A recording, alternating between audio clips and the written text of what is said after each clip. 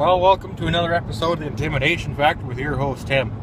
I got a review video to make about those sway bar links that I put in. You'll get my opinion of them then. I'm just going to keep my mouth shut for the moment.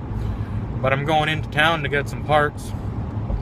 I'm going to install my blocks there for the rear lift of the Jeep. Here later on in this video, you'll see it. But for now, I just got to run to town and get those parts, and then maybe I'll do a I'll do a parts installation video / review of those sway bar links.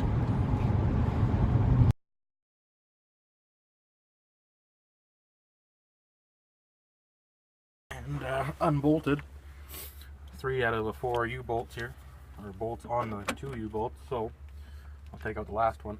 Hopefully nothing falls. Right on. So that was the last bolt on the U-bolts. I can pop this guy out.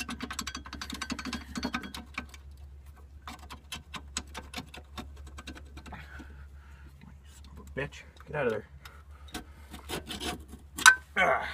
Alright. That's that. The other one I had to cut off.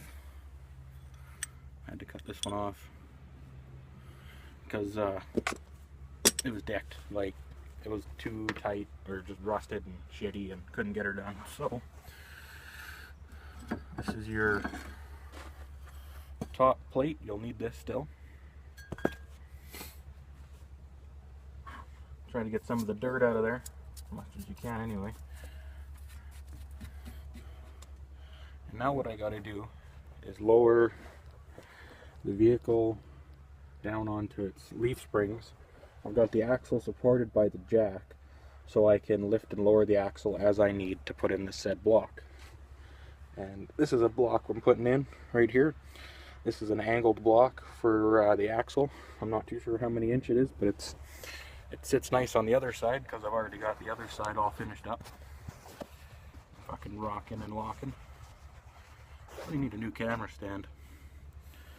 So now I'm going to go ahead and lower the axle and maybe you can see what it does here.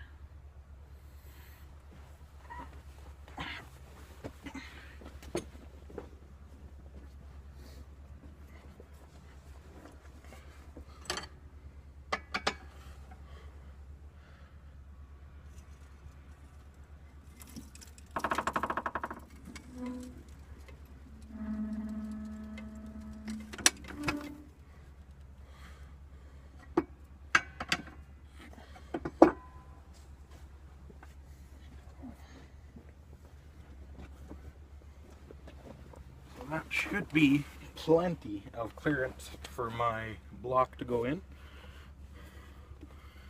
Goes in like wit, high side to the back, low side to the front. Yeah, it's nice and snug in there. And now I gotta jack it back up to get the axle touching the leaf springs again.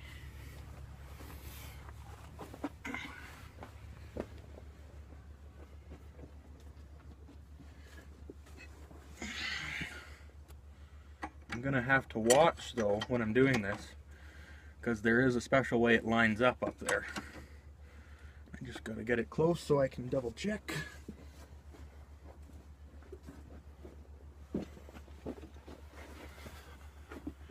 Yeah, looks like it was engineered right to fit in there.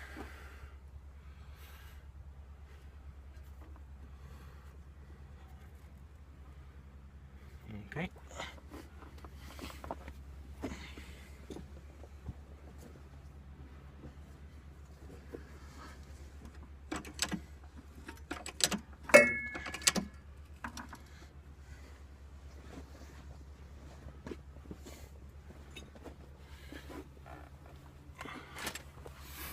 It's not quite lined up right, but at this point, the hammer seems to solve it. There we go. Clicks into place like that. Now you're ready for your top plate again. That goes right over like factory. I went ahead and purchased some new U-bolts, some big bastards to go in here to make life easier.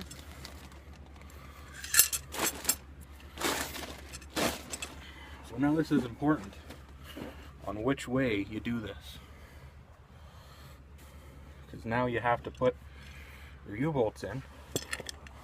You're going to want to take off these here, make sure your washers are handy and your other bolts are handy, or nuts, sorry, are handy.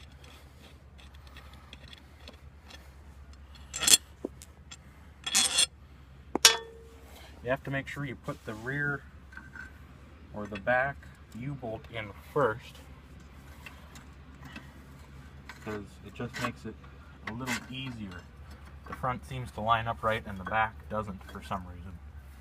So we'll go ahead and spud it in here.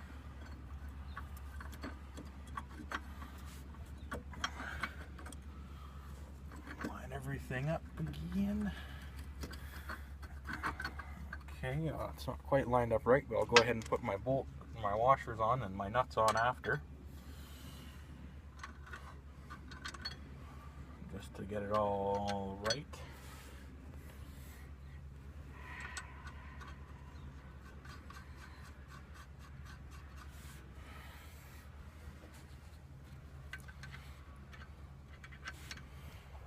See what I'm doing up here.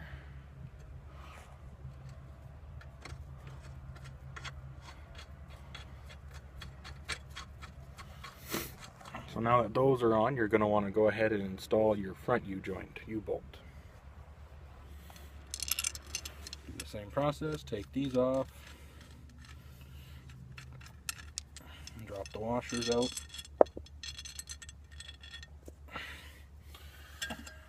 Install this one right where your factory one went, right through by the brake line and up. Might have to do a little bit of, have a little bit of muscle for this, just to man it in there. Or if you're a woman trying to do this, then you'll just elegantly put it in there, because you know how elegant women are. Where's my hammer? Need my hammer, tap it up. Do a tappy, tappy, tappy. Fucking dirt.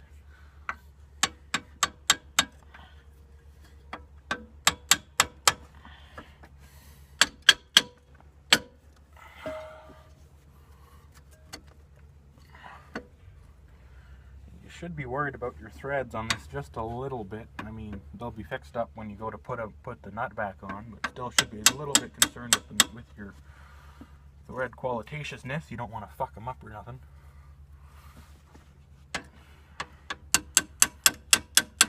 Okay, we're getting it in there. Right on. Go ahead and throw my washers. Washers. That one's not quite enough yet. Give it a little more tippy tappies. Some more tippy tappies. There you go. Get this other nut on. And that is almost it. That is a fairly simple procedure.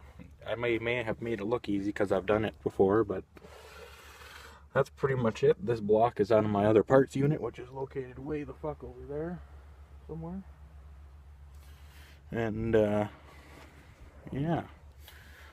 So now I gotta go ahead and tighten down these bolts here. These U-bolts and the nuts to go with them. Now, I don't really know what the torque spec should be, but what I'm going to do, I'm going to tighten it up the best I can with my hand and my electric impact gun. And then I'm going to take it for a little boot, flex out the suspension a little bit, bring it back, peel the tires off one more time, and torque it up maybe 100 foot-pounds or something with my torque wrench. And probably take it from there. You know, what do you do, right? So I'm going to go ahead and tighten these up now.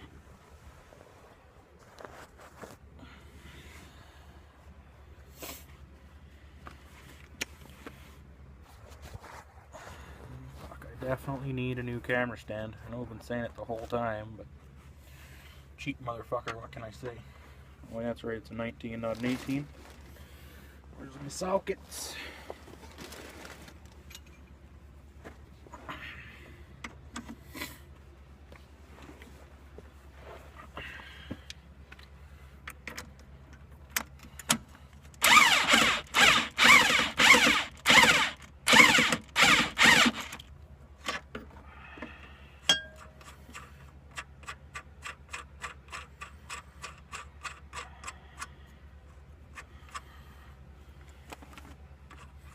So now at this point what I'm going to do is I'll show you here in a minute when they're tight. My U-bolts are way too long. Like, well, not way too long, but they're too fucking long. So what I'm going to do is probably just take the grinder to them and suck them up a little bit.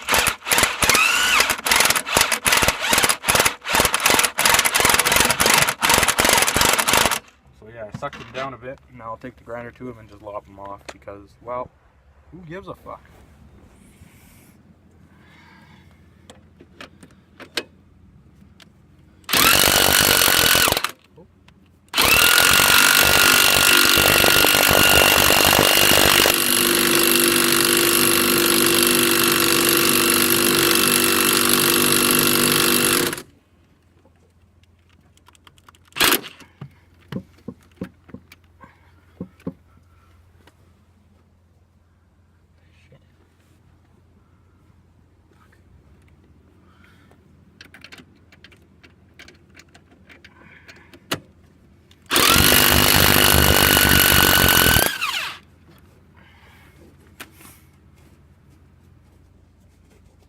Note to self, don't use the deep socket.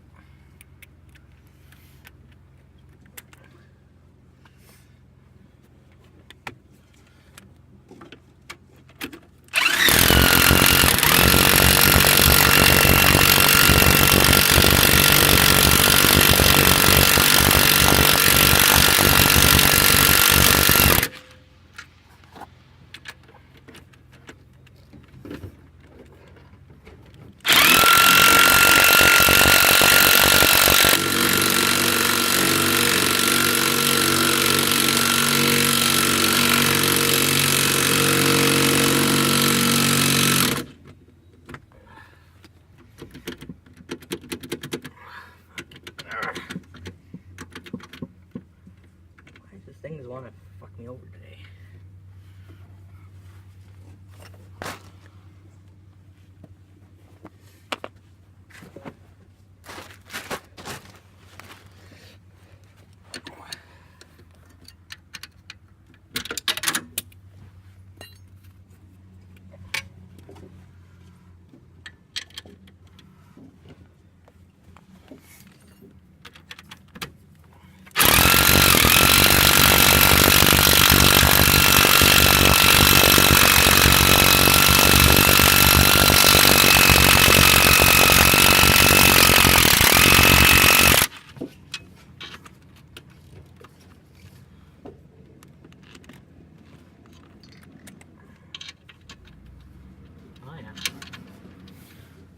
I'm out of room, gotta do the rest by hand.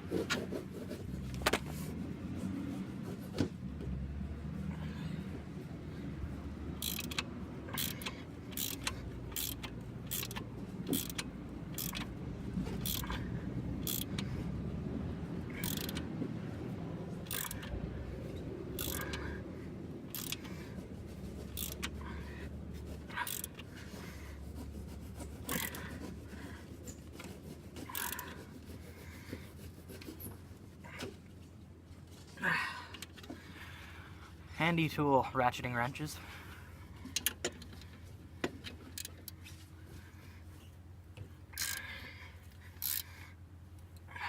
Ooh, get the anchor on that. That's hard on the hand.